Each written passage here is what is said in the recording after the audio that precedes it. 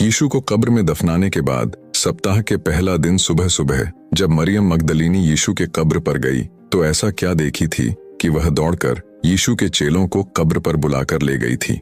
आइए जानते हैं।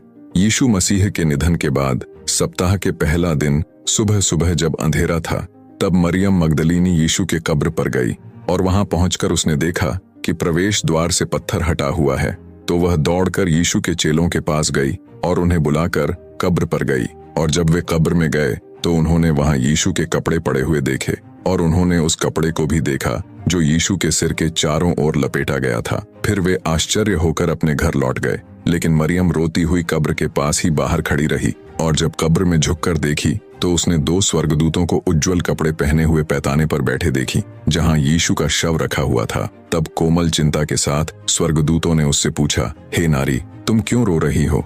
तो उसने उनसे कही, वे मेरे प्रभु को उठा ले गए और मैं नहीं जानती कि उसे कहाँ रखे हैं। तब गहरी करुणा के साथ एक स्वर्गदूत ने स्वर्ग गीत की तरह सुखदायक आवाज में कहा, डरो मत, यीशु जी उठे हैं जैसा उन्होंने कहा था। यह कहकर वे आकाश में चले गए। और जब मरियम कब्र से निकलकर पीछे फिरी तो वह यीशु को खड़े देखी